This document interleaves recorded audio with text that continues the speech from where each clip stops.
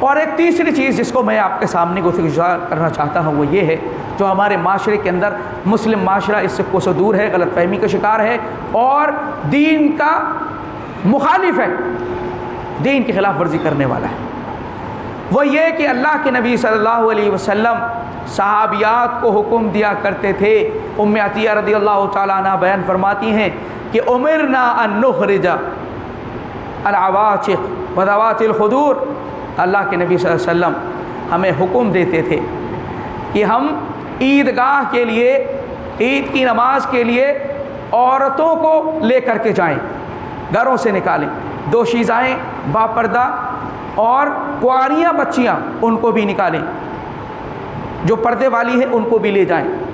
جو حیض والی ہیں ان کو بھی لے جائیں، ناپاکی کی حالت جن کی چل رہی ہے ان کو بھی لے جائیں، لیکن وہ نماز میں شامل نہ ہو، مسلمانوں کی دعاؤں کے اندر شامل ہو جائیں۔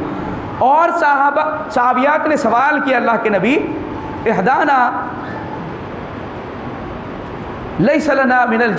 من جلباب، اللہ کے نبی اگر ہم میں سے کسی کے پاس اوڑھنی نہ ہو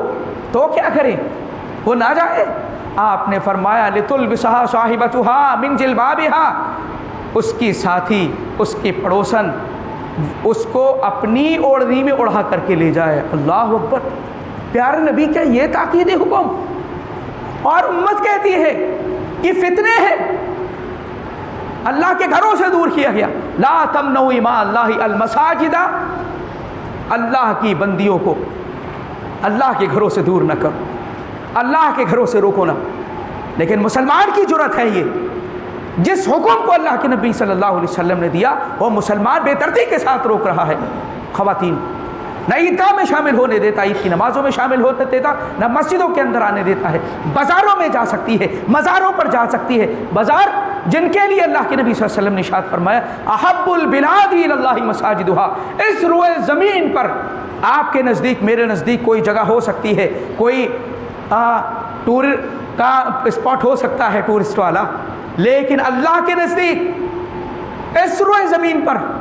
سب سے محبوب جگہ اگر کوئی ہے تو وہ اللہ کے مساجد ہیں، اللہ کے گھر ہیں۔ اللہ اکبر۔ اور آپ نے فرمایا وَأَسْوَأُ الْبِلَادِ إِلَى اللَّهِ أَسْوَاقُهَا، اور سب سے بدترین جگہیں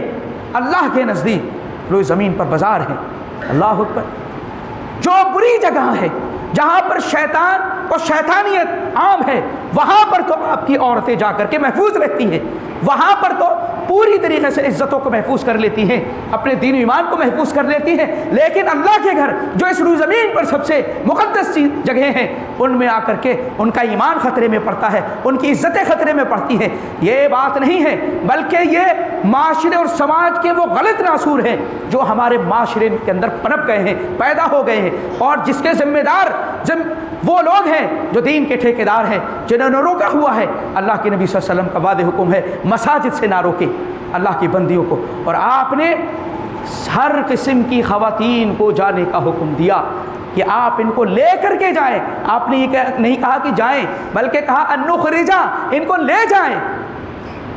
ام عطیہ رضی اللہ تعالیٰ کا حکم کیا ہے؟ لے جائیں ان کو۔ لیکن ہم میں سے بہت زیادہ کچھ ایسے لوگ بھی ہیں، سمجھدار ہیں، اس بات کو سمجھ چکے ہیں، جان چکے ہیں کہ ہاں خواتین کو آنا چاہیے، اللہ کے نبی کا حکم ہے، لیکن ان کا دل یہ کہتا ہے کہ نہیں، ہم نہیں بھیجیں گے، ہم بہت سیکیور آدمی ہیں۔ سبحان اللہ، اللہ کے دین میں دخل اندازی کی ضرورت نہیں۔ جس طریقے سے مردوں کی اصلاح کی ضرورت ہے،